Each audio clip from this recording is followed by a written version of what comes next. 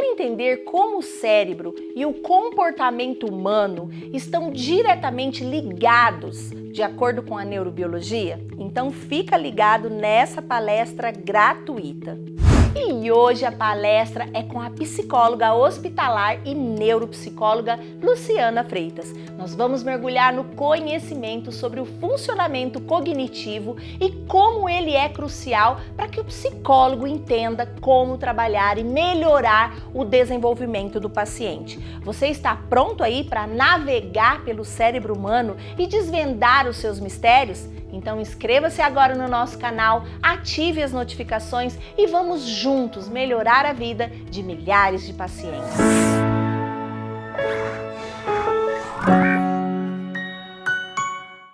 Bom, nesse nosso momento, vocês vão aprender um pouquinho mais sobre o funcionamento cerebral e por que existe a necessidade de nós entendermos esse funcionamento. Dentro da educação, da saúde, dentro da sala de aula, como docentes, como educadores, todos que tenham uma proximidade com qualquer área que envolvam aspectos relacionados ao comportamento, nós estamos falando de cérebro e, consequentemente, falando de neurociência. O que é a neurociência? Na neurociência nada mais é que a interdisciplinaridade. Então, várias áreas do conhecimento interrelacionadas para nos trazer muita informação, muito conhecimento sobre o funcionamento do nosso cérebro. E o que isso quer dizer, professora? Estou aqui falando um monte de coisa, né? Mas isso tem tudo a ver, gente, com o nosso processo de aprendizagem. Então, o que o nosso cérebro faz? Absolutamente tudo. Nós pensamos, raciocinamos, percebemos, ou seja, estamos o tempo todo ligados a tudo que ocorre ao nosso entorno, ao nosso cotidiano, exatamente porque o nosso cérebro está dentro de um funcionamento esperado. Porque esse cérebro, ele está de acordo com o que a gente precisa para poder vivenciar todas as experiências que nos são possíveis. Então, esse primeiro slide, ele traz um pouco a representação dessas duas condições que estão totalmente juntas, cérebro e aprendizagem. Então, o que significa aprender? Quando nós pensamos, olha, eu aprendi hoje uma habilidade nova, ou uma palavra, ou aprendi uma língua, né? Claro que assim, quando a gente está falando de aprendizagem, a gente está falando sempre de pequenas coisas. A gente não consegue, em um único momento, aprender sobre muitas coisas. A aprendizagem, ela é um caminho, uma construção, onde no dia a dia a gente vai fazendo isso, né? Um tijolinho atrás do outro. Então, o nosso cérebro, gente, à medida que nós recebemos do ambiente estímulos visuais, auditivos, sinestésicos, táteis, paladar, olfato, ou seja, os nossos órgãos aqui do sentido, eles estão preparados para receber informações. Todas as informações chegam até nós. Todas as informações são interpretadas pelo nosso cérebro? Não, mas boa parte delas, sim. Então, quando nós recebemos esse estímulo, ou esses estímulos por essas vias sensoriais, ou motoras, né? Temos duas vias de entrada. O que o nosso cérebro logo começa a fazer? Então, entra uma informação, esta informação vai para uma parte cerebral específica, que lhe é de direito, digamos assim, né? Que é responsável por aquela informação. Exemplifico aqui para vocês. Vocês estão olhando aí, né, vendo o meu slide. Então, o que vai acontecer com esse conhecimento? Vocês estão ouvindo e vendo algumas coisas. Áreas cerebrais, como o lobo occipital, uma área que fica aqui na parte posterior do nosso cérebro, bem como uma área que fica bem no meio do nosso cérebro, chamada de lobo temporal, ele está recebendo essas informações. Claro que isso ocorre de uma maneira extremamente rápida, né? A gente não consegue mensurar isso, porque é absurdamente rápida. Então, ao receber essa informação, uma parte do meu cérebro vai começar a fazer a decodificação disso e vai enviar para outras áreas que vão ser ativadas e vão trabalhar em conjunto para que a gente possa produzir o quê? Comportamentos. Então, quando a gente está falando como ensinar de maneira que os cérebros possam aprender, né? Vamos tentar responder essa pergunta aqui. Todo o cérebro funciona do mesmo jeito? Todos os nossos alunos respondem da mesma forma aos estímulos ou aos conteúdos que são ensinados em sala de aula? Todos os nossos pacientes, eles respondem da mesma maneira quando nós os estimulamos? Não. O nosso cérebro, ele tem um funcionamento previsto, ele tem aí áreas responsáveis para que haja todo esse processamento e, consequentemente, a expressão desse processamento. Entretanto, nós temos cérebros que funcionam de maneira diferente. Portanto, gente, quando nós falamos em TEA, em TDAH, que são transtornos do neurodesenvolvimento, muito comuns na escola e nos nossos consultórios, nós estamos falando de um cérebro que funciona diferente. Uma criança que tem uma deficiência intelectual, né, um transtorno da deficiência intelectual, o cérebro dela funciona do mesmo jeito? Não. Nós temos maneiras diferentes, não áreas, tá? As áreas cerebrais são as mesmas, vão ser acionadas igualmente para todos. Entretanto, né, a forma como esse funcionamento ocorre, isso vai se diferenciar de cérebro para cérebro. Então, essas condições que vão variar de indivíduo para indivíduo, vão fazer com que a gente possa perceber essa próxima caixinha aqui, potencialidades e limitações. A gente tem condição de aprender exatamente tudo que nós queremos? Depende, né? Depende. Para que a gente aprenda, primeiro a gente sempre vai considerar a idade. Tem idade onde esse aprendizado ele vem facilmente, muito mais rapidamente? Sem dúvida.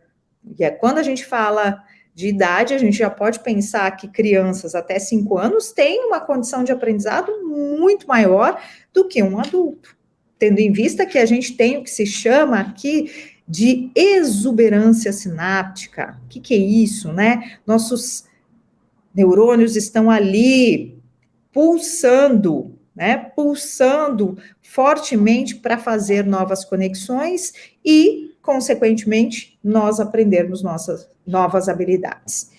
Então, a neurociência, ela pode nos auxiliar sobremaneira para que a gente entenda cada cérebro de acordo com o que é necessário. E quando eu estou me referindo a cada cérebro, é do nosso aluno, é do nosso paciente, é de uma pessoa que precisa de um olhar diferente. Tenho certeza aqui que grande parte do nosso público faz parte da educação. E se faz parte da educação, também está associado à saúde, porque uma coisa está muito vinculada à outra, né? Uma área está muito vinculada à outra.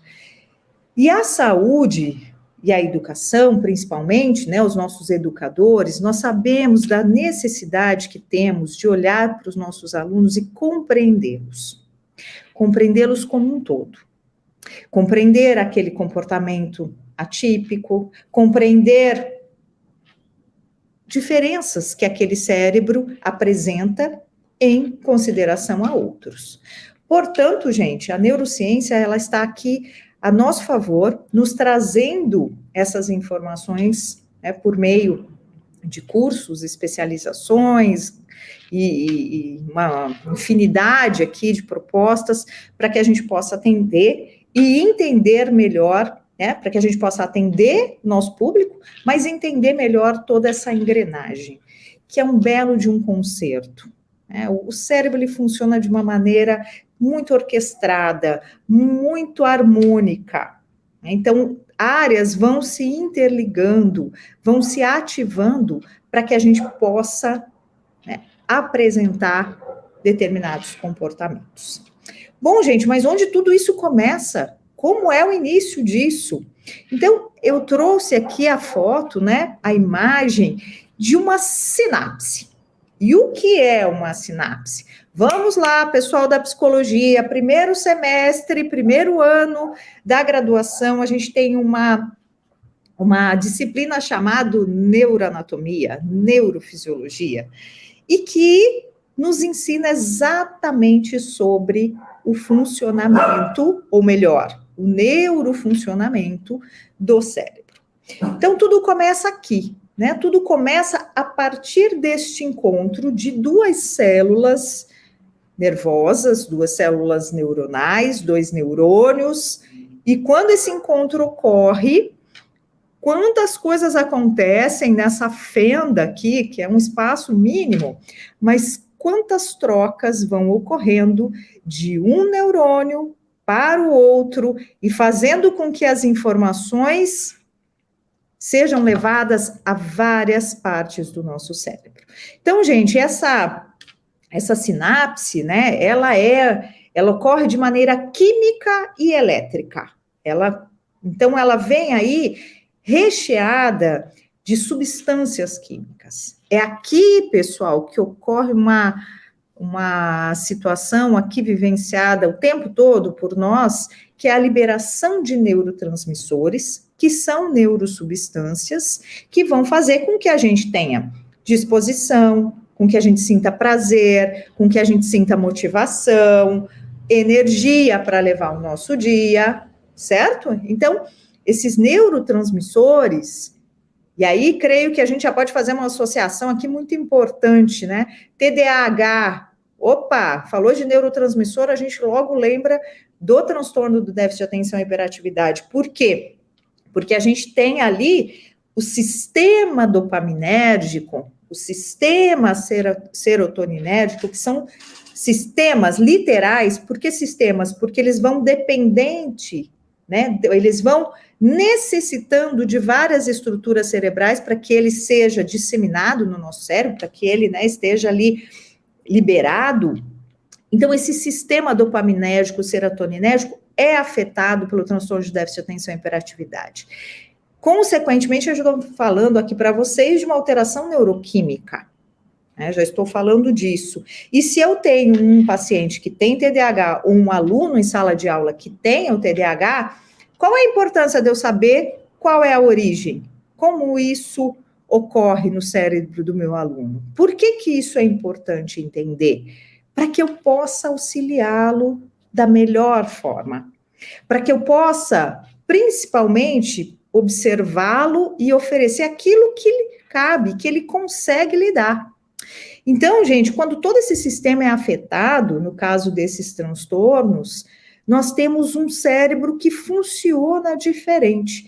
Ou seja, estas sinapses, elas ocorrem, entretanto, a partir de uma sinapse, o que a gente vai construindo? Um circuito, esse circuito vai aumentando e vai se formando isso aqui, ó. Olha que coisa linda. A gente tem uma rede neuronal.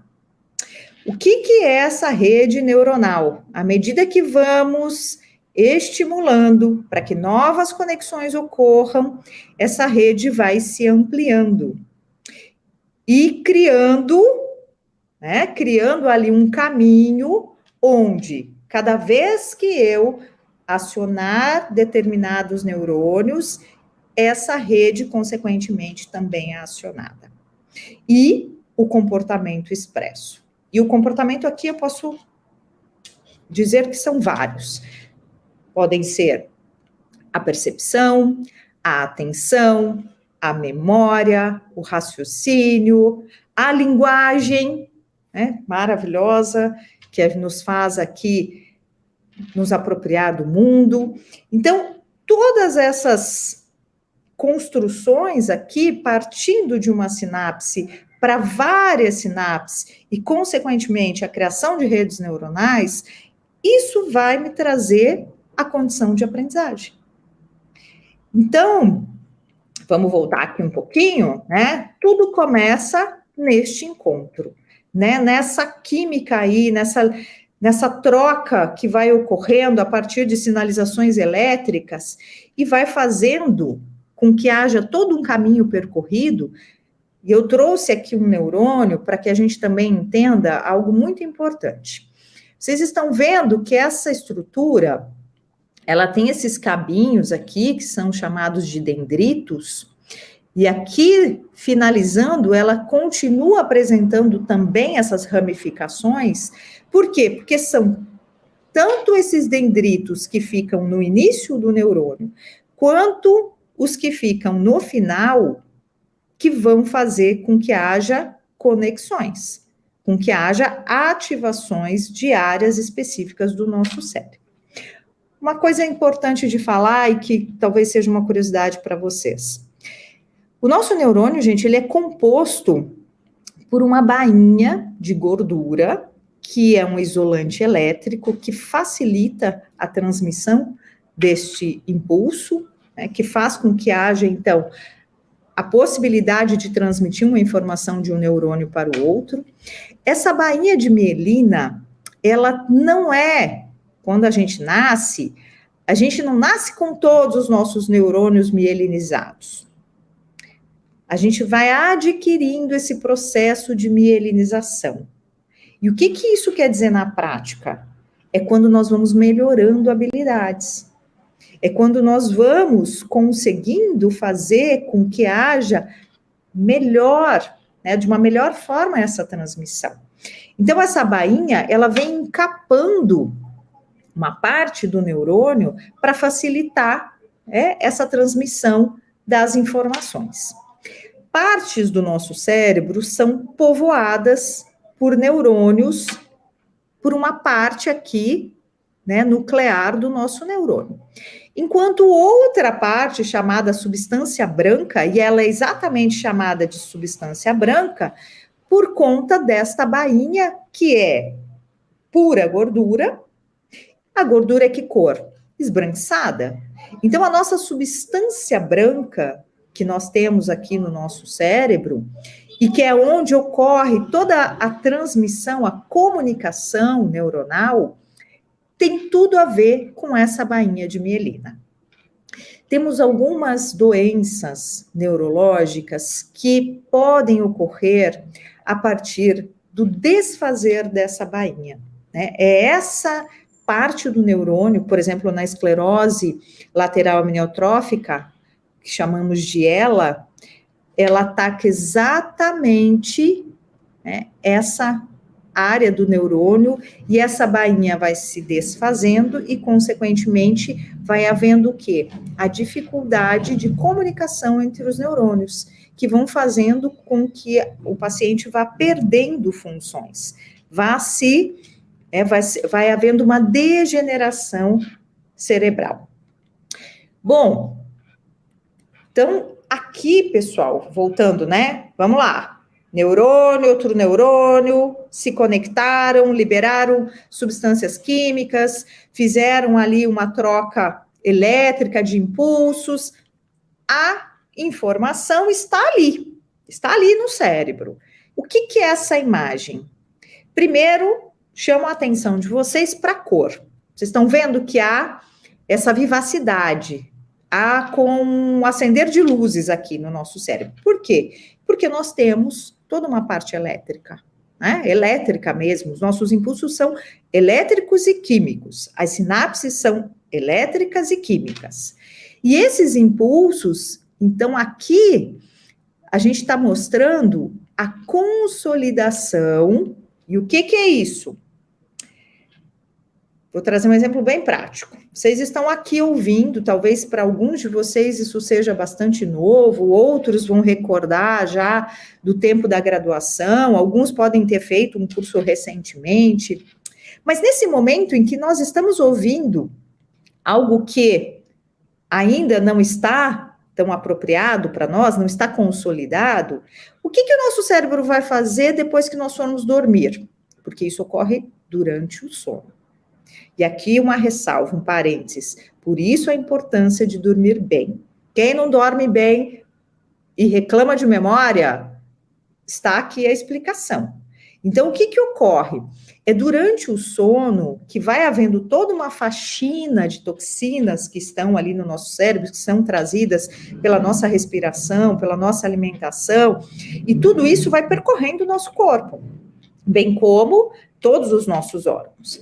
E o cérebro não é diferente. O cérebro é todo irrigado, né? Ele é todo cheio ali, ele é todo, o tempo todo, o fluxo sanguíneo está fazendo com que haja, né, ocorrendo toda a oxigenação deste cérebro. Então, quando nós estamos aqui ouvindo coisas que nós não estamos acostumados e que isso precisa ficar armazenado, é no momento do nosso sono que vai haver toda essa sintonia aqui, toda essa comunicação de parte do nosso cérebro. Aqui a gente está falando exatamente de uma área subcortical conhecida como hipocampo, tá? Que fica aqui bem no meio do nosso cérebro, aqui na região do nosso ouvido. Então a gente tem uma estrutura, né, que está ali bem no centro e que ela vai durante a noite receber essas informações e fazer o quê? Consolidá-las, armazená-las. Então, olha só, e se isso tudo ocorre quando a gente dorme, dada a importância de um sono bom, de um sono adequado, né, que a gente consiga, então, no dia seguinte, acordar bem, geralmente acordar descansado, isso é um sinal de que a gente dormiu, né, teve um sono aí bastante produtivo, e também ele garante com que a gente aprenda. Então aqui, essa imagem, né, se ela tivesse movimento, vocês iam ver que essa parte aqui acesa, que essas luzes, elas vão empurrando um neurônio, ou melhor, vários, né? Vocês imaginem quantos neurônios aqui estão envolvidos. A gente tem milhões de neurônios envolvidos numa condição de armazenamento de memórias. Mas isso tudo vai ocorrendo em um espaço muito pequeno, tá? De um espaço que vai ficar lá guardadinha essa informação para que quando eu a necessite, eu faça o quê? Acione voluntariamente essa memória. E como eu posso fazer esse acionamento? Por uma necessidade. Então, vamos fazer uso dessa informação, preciso trazer essa informação para minha memória de curta duração, e aqui a gente vai usar uma memória extremamente importante, que o tempo todo nós a utilizamos, que é a nossa memória de trabalho, que é mais um componente da função cognitiva chamada memória. Então, recapitulando aqui para que vocês guardem bem essa informação. Nosso cérebro parte de sinapses, sinapses que formam circuitos, circuitos que formam redes, redes que vão sendo acionadas e vão fazendo todo esse trabalho de decodificar, processar, armazenar e, finalmente, expressar aquilo que está sendo guardado, entendido e consolidado. Bom, mas tem um processo neurológico de extrema importância que acompanha todo a nossa condição de aprendizagem, que se chama neuroplasticidade. O que é isso? O nosso cérebro, ele não é estático, ele não fica parado do mesmo jeito desde o nosso nascimento até a nossa morte. O nosso cérebro, ele vai se reorganizando constantemente. À medida que ele é estimulado, que um novo aprendizado, que uma nova situação se deu, o nosso cérebro vai fazer o quê? Ele vai fazer uma nova conexão. Ele vai trazer uma nova organização cerebral. Então, o nosso cérebro, pessoal, ele se movimenta. O nosso cérebro, ele vai se reorganizando. E isso é uma capacidade extremamente necessário. Vou colocar uma situação grave. Quando há um trauma, né, um trauma neurológico, quando há um AVC, uma queda, né? A pessoa bateu a cabeça e aquela queda fez com que houvesse ali um coágulo ou trouxesse algum dano cerebral. Quando isso ocorre, então, se não houvesse o processo de neuroplasticidade, nós estaríamos fadados a ter aquele dano irreversivelmente.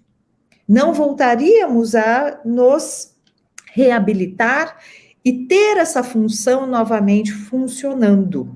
E é bem isso, é redundante, é a função funcionando. Por quê?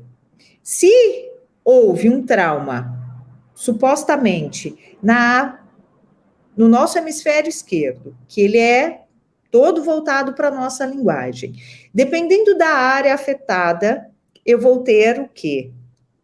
Um dano na minha linguagem. Esse dano pode vir motor ou pode vir um dano sensitivo.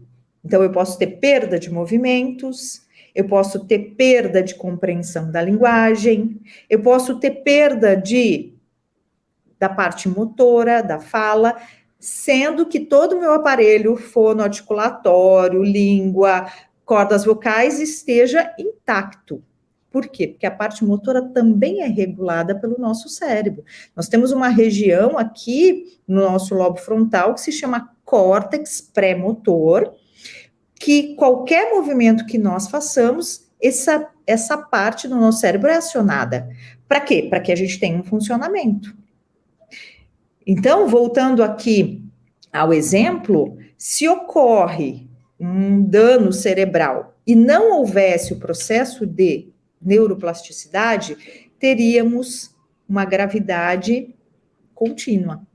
Mas, felizmente, o nosso cérebro tem essa capacidade, né, de se reorganizar e de fazer com que aquilo que foi danificado seja reorganizado pelos neurônios que estão em volta daquele dano, por outras áreas cerebrais que começam a emitir sinalizações para que aquele espaço ali neuronal, né, aquela região que foi afetada, possa ter novamente uma funcionalidade.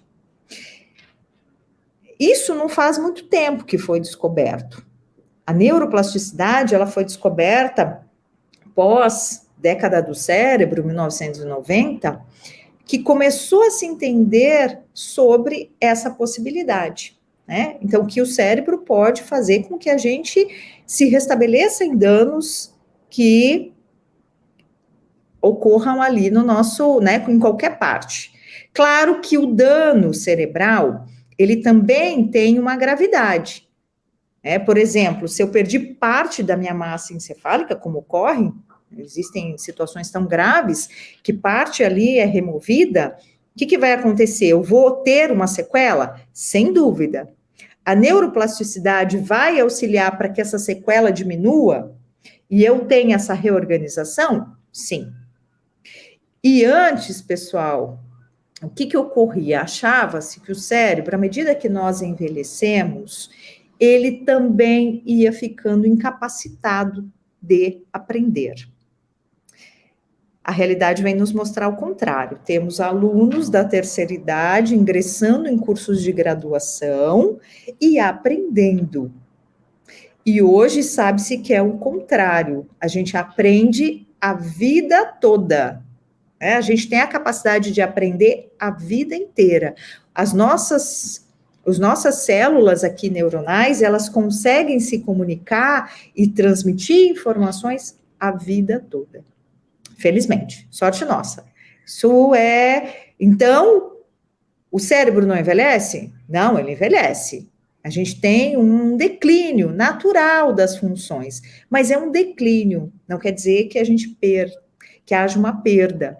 Nós temos uma diminuição de função. Então, a memória, ela começa a ficar um pouco mais lenta, a gente perde um pouco o foco. Aqui eu estou falando à medida que envelhecemos. A gente vai tendo um declínio, mas não perdas significativas como antigamente pensava-se. Exceto se houver uma doença degenerativa, né? Se houver uma demência que vai fazer com que esse cérebro, então, se degenere. que vai ocorrendo perdas. Outra função da neuroplasticidade de grande relevância é também o aprendizado automatizado. O que é esse aprendizado? Todos aqui aprendemos a andar de bicicleta. Quem não aprendeu ainda há tempo. Como eu estou falando, se a gente aprende a vida toda, aprender de bicicleta, andar de bicicleta ainda é possível. Quando nós aprendemos algo que é sempre muito repetitivo, escovar os dentes, caminhar, dirigir. Então, isso são tarefas que vão se automatizando no nosso cérebro. E como é que elas se automatizam? Exatamente pelo processo de neuroplasticidade. É esse processo que faz com que redes neuronais sejam construídas a partir da necessidade desse automático que se torna, porque ninguém pensa para dirigir, exceto se a gente troca de carro, não é mesmo? Quando a gente troca de carro, a gente fica um pouco na dúvida, precisa olhar ali para o câmbio, olhar para os pedais, mas isso é muito rápido. Logo, essa rede é acionada e a gente consegue sair dirigindo. Portanto, esses aprendizados automatizados, eles são frutos da neuroplasticidade. Ficam aqui, claro que cada aprendizado de acordo com a sua área, em áreas específicas, e esse conteúdo, essa rede que foi construída para aquele aprendizado é acionado à medida que eu inicio o movimento que vai indicar que eu vou dirigir, que eu vou falar, que eu vou caminhar. Então, logo eu tenho isso muito rapidamente acionado no meu cérebro, fazendo com que eu consiga executar esse comportamento da melhor maneira. Então, pessoal, o que também vai acontecendo, aqui constantemente, é que hoje o nosso cérebro ele recebe uma quantidade de informações do ambiente e precisa filtrar essas informações. Primeiro, para a nossa saúde mental. Se nós formos pela vertente da psicologia, a gente precisa filtrar para que a gente também não enlouqueça com tanta coisa. Mas, principalmente, porque o nosso cérebro não dá conta. A gente não tem tanto espaço, assim, para compreender exatamente tudo aquilo que vem do ambiente. A gente precisa fazer o quê? Uma seleção. Eu preciso selecionar os estímulos e, inclusive, barrar aqueles outros que eu não necessito para que eu possa ter foco, para que eu tenha concentração, para que eu consiga, então, facilitar meu processo, inclusive, de memorização. A memória e a atenção estão ali, muito dependentes uma da outra. Uma está aqui no lobo frontal, que é a nossa atenção, enquanto que a nossa memória de longo prazo está lá no nosso hipocampo, numa região subcortical, mas elas estão interligadas, ambas são ativadas, ao mesmo tempo, quando necessitamos de uma informação que está na nossa memória, mas que eu preciso trazer à minha consciência e trabalhar com ela. Esse trânsito aqui que vai acontecendo entre as duas áreas, eles são o tempo todo acionados quando a gente está num processo de aprendizagem, que a gente precisa focar, que a gente precisa compreender para que o aprendizado ocorra de maneira efetiva. E o que vai melhorando com a idade? Vamos falar da parte boa também, só do que é ruim, não. Mas o que vai melhorando? Algumas habilidades que nós vamos desenvolvendo, elas vão ficando cristalizadas, consolidadas. E isso faz com que a gente tenha uma condição de resposta melhor, porque aquele aprendizado se estabeleceu. Vou tentar exemplificar isso para vocês. Quem é professor aqui e chega hoje em dia na sala de aula após 5 anos dentro da sala, certo? Tem alguma dificuldade de falar em público, de trazer essas informações para que vocês consigam explicar qualquer conteúdo? Ou melhor, um conteúdo que vocês dominam? Provavelmente não. E agora vamos pegar o contrário. Um acadêmico né? Uma pessoa que recém saiu aqui da faculdade e está iniciando na docência, certo? Está lá nos primeiros meses de aula, a gente vai ter a mesma condição desta que já está lá praticando há 10 anos, daquela que começou, que está ali no princípio, que está no começo? Não, exatamente por quê? Porque essa consolidação, essa habilidade que é falar em público, trazer o conteúdo para que ele fique didático, fazer um manejo, isso é habilidade construída. Isso é ganho, né, e que vai ocorrendo com o passar do tempo. Então, sim, a gente pode aprimorar as nossas habilidades com a prática, com o treino. Quanto mais executamos aquela habilidade, melhor ficamos nela, com mais garantias de eficácia. Bom, então já compreendemos aqui, né, esse processo extremamente importante que se chama neuroplasticidade e que vem nos auxiliar em todo o nosso processo de aprendizado e que está o tempo todo fazendo com que a gente tenha ganhos e tenha consolidação de novos aprenderes.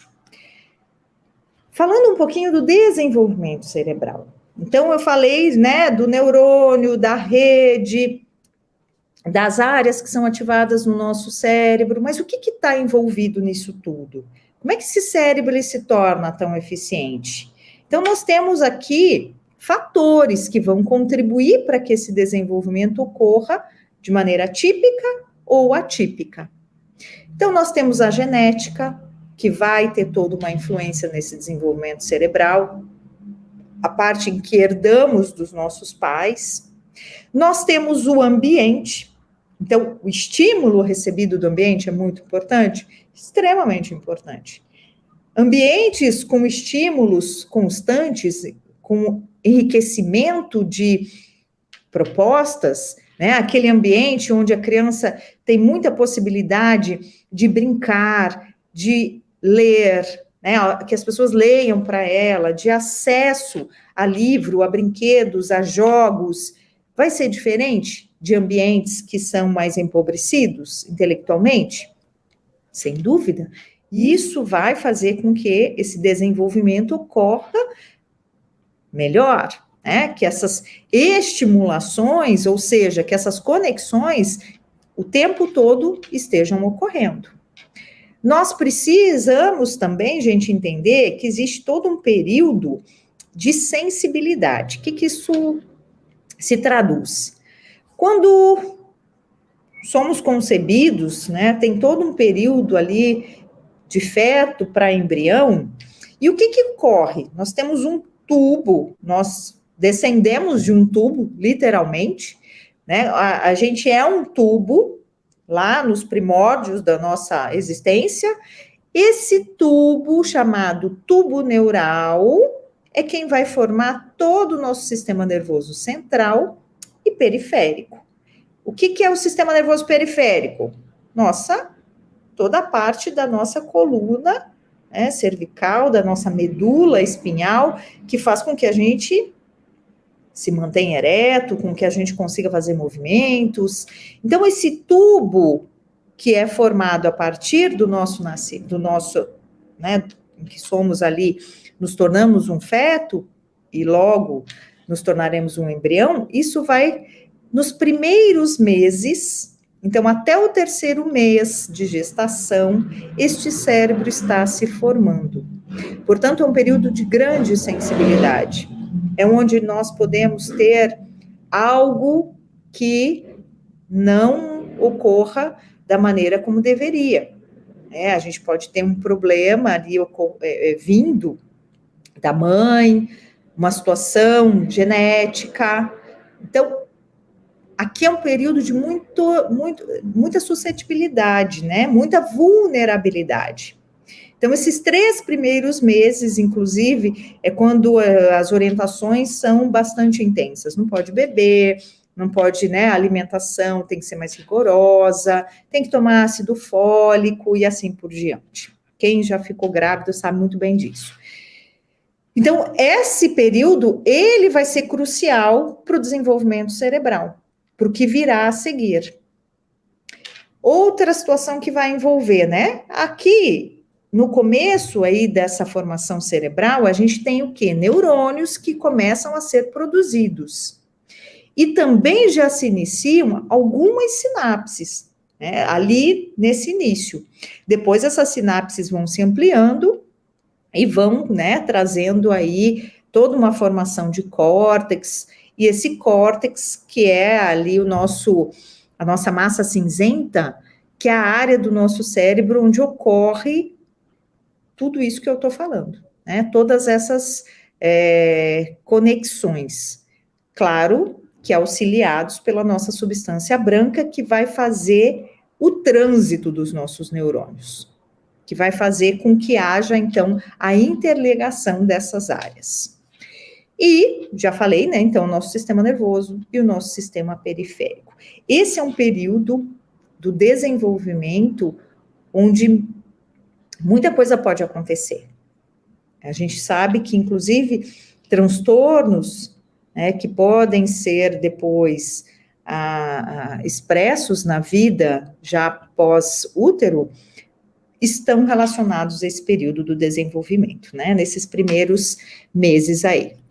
Então, apenas para ilustrar, né, nosso cérebro aí é composto de vários lobos, esses lobos têm responsabilidades diferentes, que são acionadas via neurônio, né, que é aquela unidade inicial, lá pequenininha, minúscula, que vai se ligando um ao outro, e fazendo com que a gente, né, tenha aí funcionalidade. Luciana Oliveira, se a tua memória está horrível, você já está dizendo aqui o motivo, não dorme bem. Então, vamos cuidar do sono, que melhora, consequentemente, melhora a memória. Claro que não só isso. O sono também, ele tem muita coisa aí que pode estar acontecendo. Estresse, hormônios, né? Precisa investigar o que está acontecendo. Por que você não está dormindo, para que aí sim você parta para uma investigação referente à memória. E aqui mais uma imagem mostrando, né, a gente está falando aqui desses lobos e da participação deles no nosso comportamento, e tem uma região aqui que está circulada, né, que fica bem aqui no meio do nosso cérebro, onde tem um sistema voltado para as nossas emoções, que é chamado de sistema límbico. Esse sistema é responsável exatamente por tudo aquilo que sentimos. Então, a raiva, a tristeza, a alegria, sentimentos e emoções são despertadas nesse sistema, né? Esse sistema invadido aí por neurotransmissores e, consequentemente, esta área ativada faz com que a gente, então, tenha uma emoção despertada, seja por uma situação externa ou está vivendo um momento de estresse, assim como algo que vem fruto de uma ideia. Essa ideia, ela pode ser algo traduzido como ansiedade. Eu estou muito preocupado com uma reunião que eu vou ter no final do dia, e eu não consigo pensar em outra coisa. Isso é ansiedade. O que é ansiedade? Ansiedade nada mais é do que um sentimento de preocupação constante que faz com que a gente sinta medo, que faz com que a gente paralise diante de determinadas situações e que nos faz mal à medida que se torna uma constante. Porque a ansiedade também é extremamente necessário para que a gente tenha aqui os nossos afazeres completados durante o dia. A gente precisa de uma dose aqui de ansiedade, mas frequentemente isso vai nos fazendo bastante mal. Então, novamente, aqui mais uma imagem, né, mostrando áreas do cérebro que tenham a ver aí com tudo relacionado às funções cognitivas, a fala, a leitura, a compreensão, o reconhecimento de categorias, as nossas relações espaciais, a entonação daquilo que estamos expressando. Então, tudo é composto e executado por esse órgão maravilhoso. E, só já caminhando aqui para o final, vamos entender, então, o que são as funções cognitivas que derivam deste funcionamento cerebral. Então, aqui a gente pode pensar em tudo que a gente necessita para aprender, para falar, para pensar, para reproduzir, que é a nossa atenção, a nossa memória, a nossa concentração, a linguagem, a percepção, as nossas funções executivas, que fazem parte do nosso lobo frontal e são de extrema relevância em qualquer situação das nossas vidas, porque é o nosso lobo frontal que é um maestro aqui do nosso cérebro. É ali que ocorre o nosso processo de compreensão de mundo, que a nossa função relacionada à cognição social, esse anteparo que nos segura diante de emoções muito primitivas. Então, o nosso lobo frontal aqui é o nosso carro-chefe, ele tem uma atuação constante em tudo aquilo que executamos. Executamos, pensamos, falando, tudo engloba, tudo ali está muito vinculado ao nosso lobo frontal. Então, aqui, discriminada essas funções que eu acabei de citá-las, e só para provocá-los mais um pouquinho, eu trouxe apenas um descritivo sobre a memória. Como eu a citei lá no começo da nossa aula, a nossa memória aqui, além de ser tão necessária e cuidada pelo nosso sono, depender da nossa qualidade de sono, ela também, olha só, tem uma série de divisões. E essas divisões, a memória de curto prazo, a memória de longo prazo, a memória para fatos, a memória para eventos, para dados autobiográficos, para imagens, ela também está distribuída em várias partes do nosso cérebro e, consequentemente, quando nós necessitamos dessas informações, são essas áreas que são ativadas para que a gente tenha a resposta àquilo que está sendo solicitado pelo ambiente.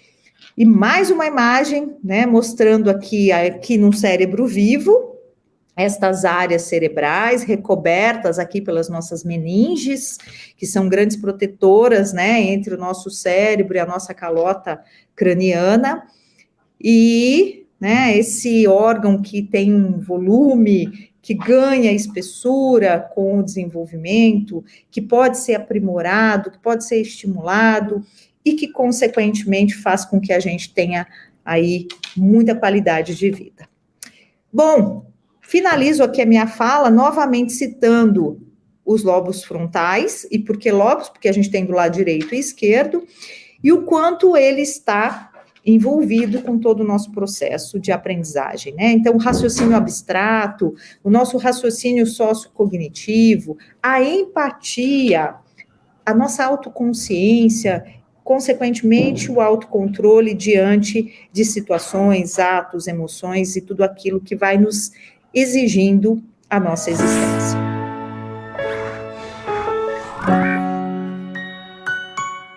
Obrigado por assistir até o final. E se você gostou desse vídeo, então não se esqueça de curtir e compartilhar com seus amigos.